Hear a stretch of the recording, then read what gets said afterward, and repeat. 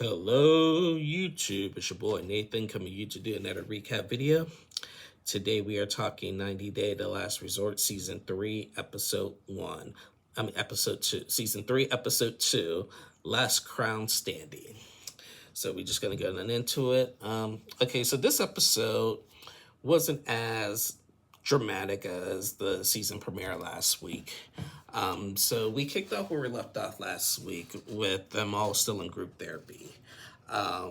They were still, we left off with Rebecca telling Sarper to shut up and everything, and Shekinah getting mad at that. We picked that, we pick it off with Sarper and Shekinah, just like, just their little their BS problems and stuff and everything. And so,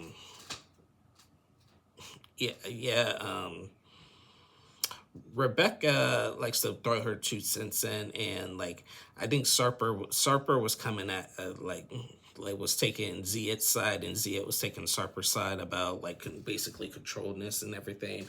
And of course, Rebecca don't like that and everything. And we'll talk more about Rebecca and Ziet in a little bit. But they finished up Sarper and Shekinah.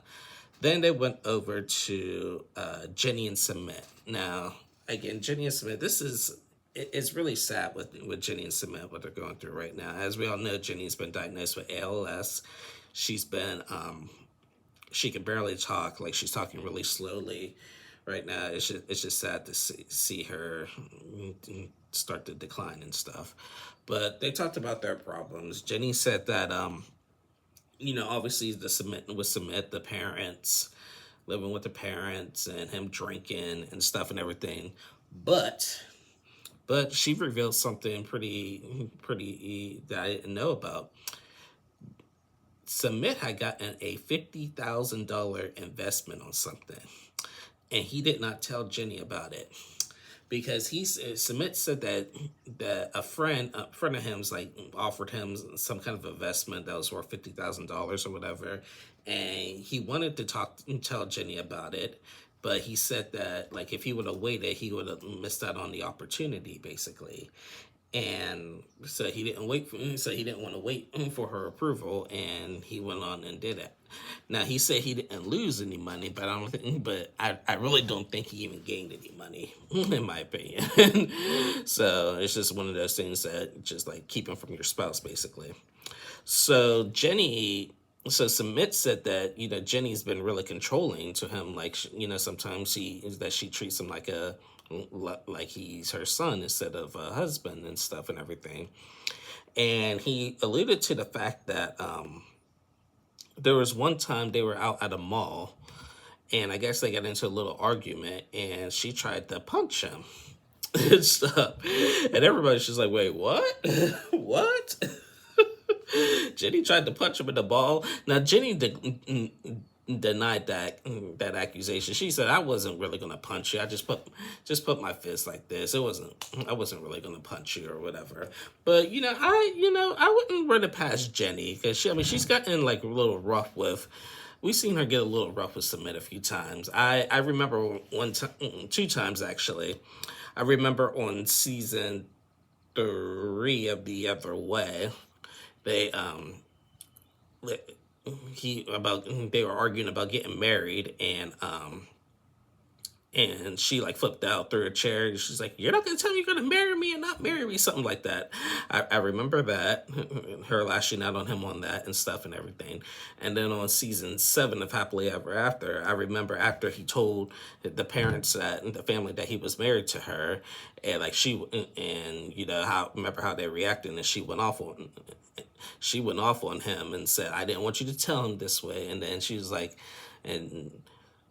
she started screaming at him, and then like told him that, "I don't want you no more." Got in his face saying, "What you gonna do? Stay away from me forever," and stuff and everything. So we know Jenny can pop off. And let's not forget that the Other Way season 5 tell-all, when she came after Kimberly. Kimberly that was with TJ and stuff, and Kimberly called her the C word and stuff. So so we know Jenny can get a little fiery with that. So the therapist said that we got to work on communication and possibly some anger management and stuff.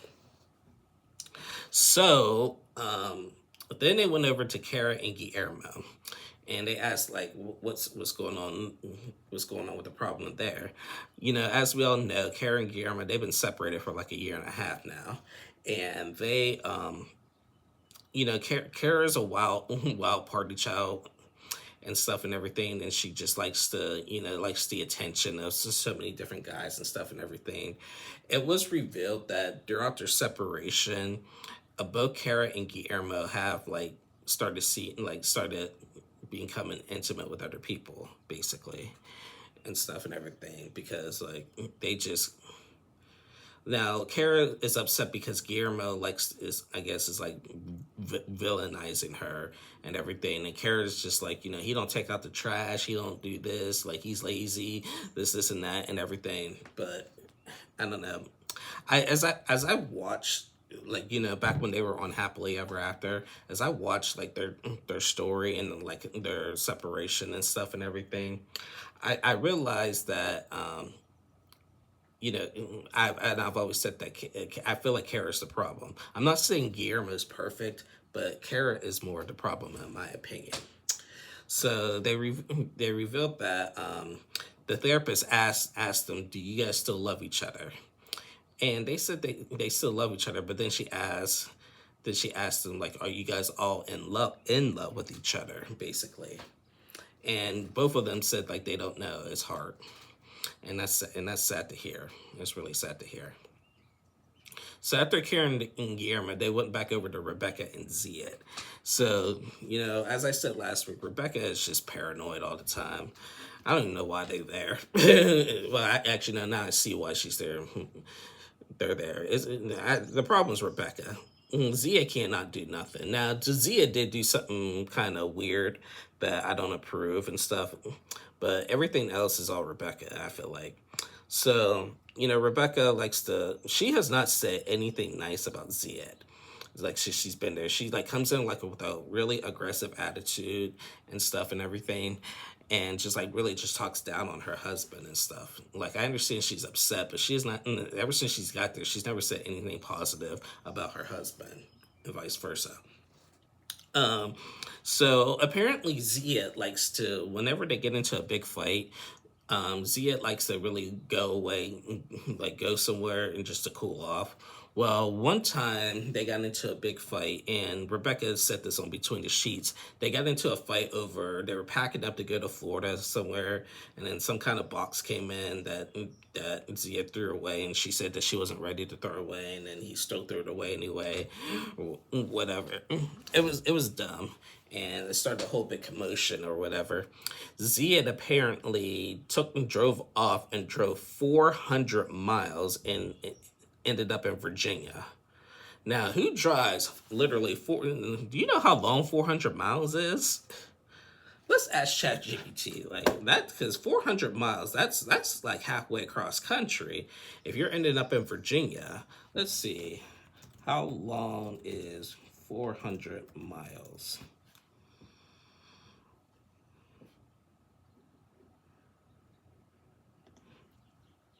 Okay, by car.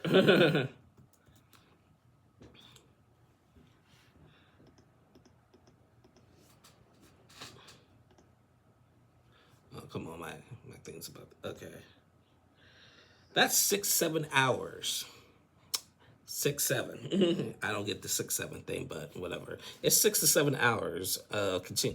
Continuous driving. Ziad said that he likes to drive somewhere, just like park in the car, sleep in the car, and cool off and everything, and then drive back. That's crazy. You driving 6 to 7 hours there and back. That's 12 to 14 hours just for you to cool off. That's crazy. That's a little bit extreme. So I get Rebecca's frustration on that, because that is a bit extreme. But but I see why he gets the way he gets. Like it just seems like he's always walking on eggshells. and everything. Like, let's like alluded to a last year on 90 Day Diary. You know, Rebecca likes to pull up all the time that she used to be a private investigator and stuff and everything, and she likes to like follow him. And he was in a parking lot with a blonde girl, and he said that was my coworker's friend, my coworker's wife, and everything. We're just waiting for her husband. Like, what's the big deal and everything? She still likes to bring that up. Oh, you're walking with another girl. Like, we watched the clip and stuff. Yes, you know, a lot of guys do have some shady behavior and then act all weird and stuff and everything, but he proved that he wasn't cheating. He keeps saying he's not cheating. Rebecca keeps thinking that Ziad is cheating. He's not cheating. So they talked about that, and then Shekinah. Now this is the one time where I do agree with Shekinah. She told like Rebecca, she said, Rebecca, you've been like pretty like aggressive ever since you've been here. Like if you like soften your tone for him, then you'll probably get better results. And she's like, I don't need to soften my tone and everything. And she's like, well, you're gonna keep getting the same results then. And she was like, well, you should talk and stuff. So then, and then it still got into a whole thing between like, it was like Ziad, Sarper Zia versus Rebecca and everything. Rebecca cannot stand Sarper, and she does not want Zia being with, hanging out with Sarper, and that's gonna cause a little friction and stuff and everything. So after they talked to Rebecca and Zia, all the couples went back to their castle room and whatever. Thais and Patrick got into it about the lying and everything. Jenny and Sumit talked a little bit about their intimacy and stuff and everything. And then they get back to the room, and Kara and Guillermo had a conversation about everything. So Kara and Guillermo, like Guillermo asked Kara, so okay, so who's this person that you were intimate with? She's like, why does it even matter? That's what she said. Why does it matter that I was with somebody? What do you mean, what does it matter? You're married and you're here. It does matter that you were intimate with somebody else while still being married. I know you're separated, but still. And you're still trying to work it out with your husband. So yeah, it does matter. So why would she say, like, what does it matter? Like, it does matter. So she said that she was intimate 2 times with this guy. I guess she said on Between the Sheets that she met him like one of her little Latin bachata shows or whatever, hung out with them and was intimate and stuff and everything. And not too long after that, Guillermo said that he also was intimate with somebody. He also said twice and everything. So, you know, they're even and stuff. But then they got into a debate. Oh, well, Guillermo was just like, oh, well, mine was way later than yours, though, and everything. It doesn't matter. You're both even. It doesn't matter how long, how many, you know, you're both even, basically. So there's no need to be petty about that. But I just feel like it's just like a game for Kara and everything. We like everybody was saying on Between the Sheets that Kara is not marriage material. She kind of said on Between the Sheets that Kara does want the attention of a lot of the guys. She said she notices it with the staff, with the security guards, with the medics, that she is like, she really needs that male attention all the time. And Sarper made a good point. You know, she's really cool party girl to hang out with, but she's not marriage material. I couldn't be married to Kara. and I see that. So yeah. Russ and Powell had like a little bit of an argument. Like Powell is just feeling like you know, she, with her being a breadwinner, she just doesn't like the fact that, you know, like he's just not being man enough, basically. And we'll talk more about that in a sec. So what else? So then Rebecca and Zia got into another fight about checking phones and stuff and everything, this and that, and whatever, and then and then Rebecca is mad that Zia didn't defend her to Sarper and everything, but Zia was just like, well, I don't like how you told Sarper to shut up all the time. Like, you're more worried about that than defending your wife and this and that and everything. I'm just like, oh my God, Rebecca, chill out. So later that evening, they decided to all meet up in the little, just, you know, the little lounge area, you know, whatever. They decided to do it separately, girls somewhere and boys somewhere and everything. So she kind of decided to stay in the hotel not the hotel, the castle room, because she's so mad at Sarper, basically. So everybody meets out downstairs just to talk and everything, talk about therapy and stuff and everything. The guys decide to go outside and have like a little bonfire. Sarper is leading the path and saying, we all need to stick together, this, and that during this time. We're in here in the United Kingdom, and then saying his little Sarper stuff or whatever. Ziad, like Sarper did apologize to Ziad, like he said, "I'm sorry for what happened and everything." And Ziad apologized back to Sarper, saying, "Yeah, I don't like how Rebecca told you to shut up. That wasn't right and everything." And Rebecca is mad because she doesn't want Ziad hanging out with Sarper and stuff. Now the girls had a conversation, and this is when Powell said that she just doesn't feel right with her being the breadwinner, and she says she wants her guy to be out an alpha male, but not like out too alpha where he's controlling and stuff and everything. So I mean it's unfortunate with that. So the next day, one of the therapists has a banquet prepared for the couples, and it's an elegant banquet and everything. And the therapist said that she noticed with these couples that they like to talk over each other, they like to insult each other and everything. So this is going to be a respectful event that we're about to do here. So all the couples have to dress up, like wear their Sunday best basically, and go to this elegant dinner. Prior to going to the dinner, Jenny, Pal, and Shekinah went out just to get glammed up and everything. Pal was nice to say, I want to take Shekinah. She wasn't out hanging out with the girls and everything, and she's been getting a lot of fights with the girls. So let's just see if it's a Shekinah thing, that she's a brat, or is she legit. So the girls go out, and and Shekinah opened up about her child's father, about what happened with that. She said that when her and her child's father like got divorced or broken up and everything, like he was threatening to take her to court to get custody over the kid or something like that.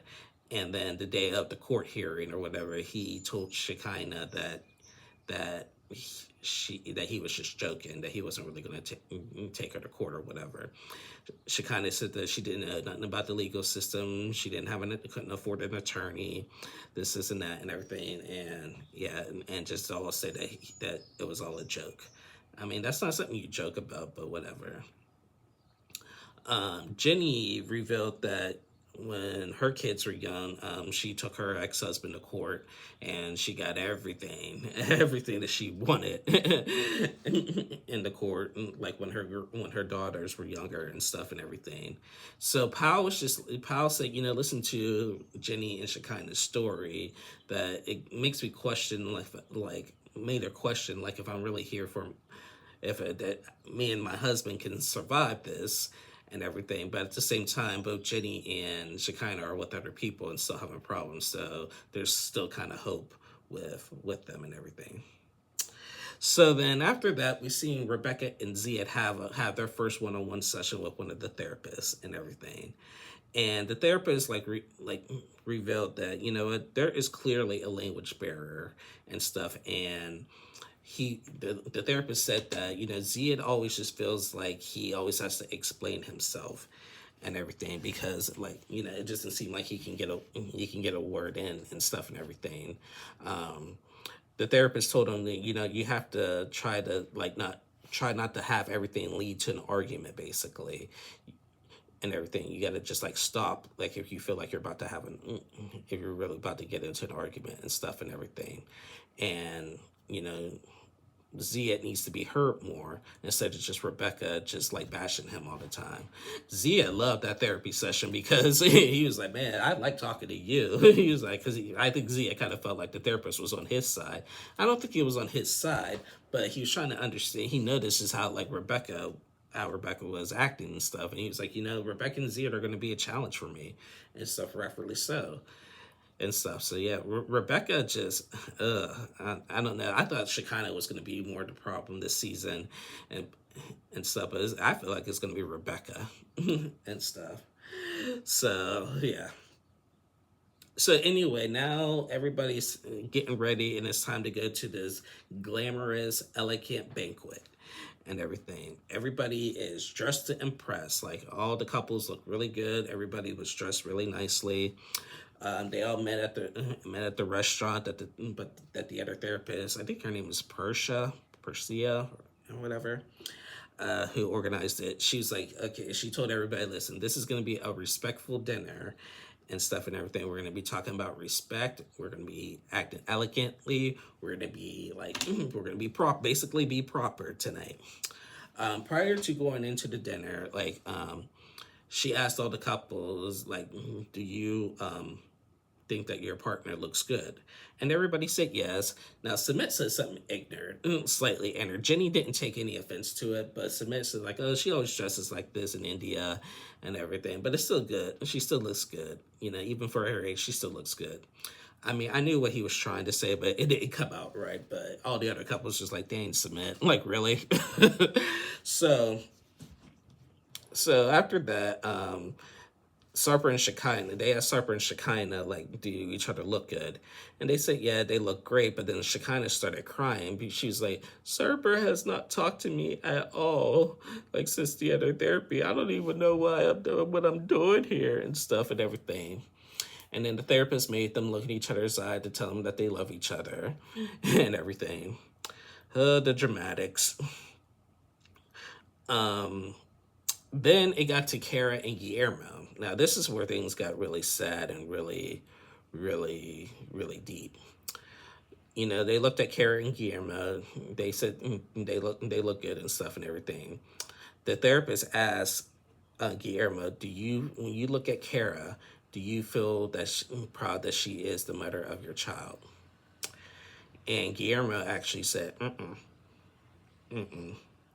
okay, Guillermo, I was on your side until then. That's messed up. That's messed up. I get your reason. We'll talk about your reason in a minute. But that was messed up.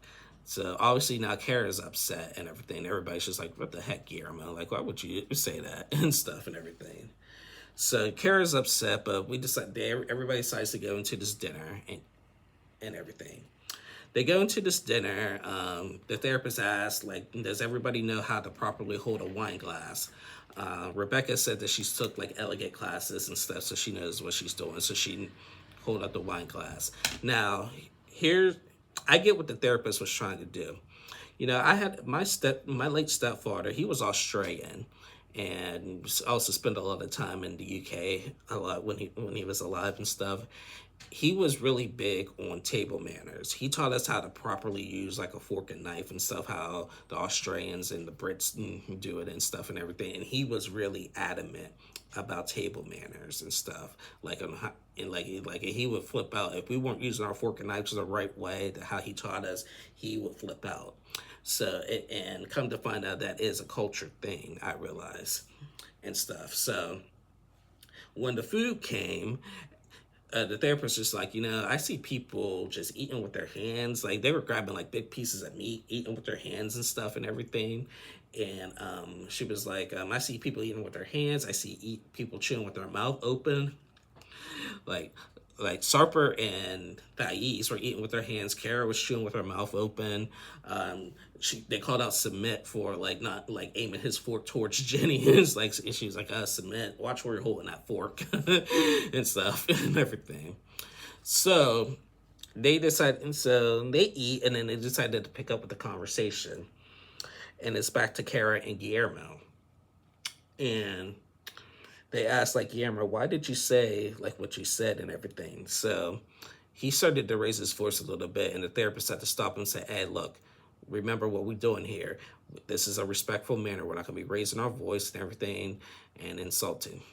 So Guillermo apologized. He was like, listen, I feel what made me say that is because, like, you know, with our source of income and stuff, Kara said that she was going to start like posting some pictures and stuff. And at first I was cool with it, but she promised like not to go overboard with it, basically. And then like, what pictures are we talking about? And Kara's like, you know, basically I do nudes now and everything. quote unquote OnlyFans and stuff. So Guillermo is not too thrilled about basically her OnlyFans and everything. Kara said that the money is getting tight. Like I need money for my music career. I need another source of income. I could do this from my house, and yeah. And once we separated, yes, my boobs came out basically and everything, and everybody was just like shocked about that. And yes, Kara's OnlyFans is pretty graphic. Don't ask me how I know, but it's pretty graphic. So I understand why Guillermo is like taken back. This is why, and I said this last week. Guillermo doesn't feel sexually attracted to Kara anymore, for this reason and stuff. Since she's basically doing that, they asked everybody on Between the Sheets, has everybody ever posed nudes online and everything. Everybody else said no, but there is another cast member that kept quiet that also is on OnlyFans that you wouldn't believe and stuff. And Guillermo and Patrick called it out on Between the Sheets, and that person just has to be Miss Paranoid herself, Rebecca. Yes, Rebecca is on OnlyFans as well, and Zia doesn't know. I guess Rebecca told Guillermo that don't tell anybody, but I do the same thing. Zia doesn't know. How the heck does he not know? That's BS. That is BS. Even if it's on OnlyFans or whatever, those pictures are still online. And the typical online rules of 101: once you post something online, it's there all the time. I don't care if it's private, you need a membership, subscription, whatever. It's still up there. People are still going to pay for it and then leak it online, even without your permission and stuff. Even though that's illegal, people are still going to do that. So I don't know what she's talking about. And yeah, so yeah, we left off with the cliffhanger on that. So yeah, this was a sad episode. I felt I feel like Kara and Guillermo are just not. They're not going to make it, and in my honest opinion, they're going to be the couple that leaves the castle early. Every season, there's always that one couple that leaves early. I feel like Kara and Guillermo will be that couple.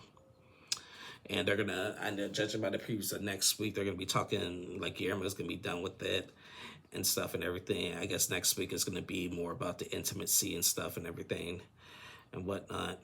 So yeah, but yeah, this is gonna be an interesting season of The Last Resort. So I'm gonna hold on for it for a while. But that was basically it, guys. Thank you guys so much for watching. So here's the deal for next week. Next week, as usual, I'll be back for Sunday, Monday to recap 90 Day Fiancé, do The Last Resort on Tuesday. Also premiering next week, right after The Last Resort, will be that show called Little Singles. It's about these little people going to a beach vacation and stuff and everything. I am going to cover that show and stuff, so be on the lookout for that. So we'll have 3 recaps next week: 90 Day, Last Resort, and Little Singles. So be on the lookout for that. Until then, I hope you guys have a great week. To all of my new subscribers, thank you so much for joining this channel. I hope you guys enjoy my content. I've been reaching out to some other content creators that I'll be possibly collaborating with in the near future, so be on the lookout for that as well. And we're growing here on the Nathan Tim 2 page, and it's all thanks to you guys. You guys have been really nice to me. You guys are nice in the comments section. I really appreciate you guys. I do like to keep the comments safe. Episode only. You can have your opinions, that's great. You could disagree with me, that's fine, and everything, but I'm glad that you guys are all respectful and respect my channel. I know I'm not big. Do I want to be big? Yeah. Am I am I competing? No. I like doing the way that how I do it and stuff and everything. So, but yeah, it's just a lot going on and stuff, but I appreciate you guys' love and support and stuff, and more content is coming. So I'll see you guys again next week. Thank you so much. Please like and subscribe to my channel if you haven't already, and I'll see y'all again soon. Bye, y'all.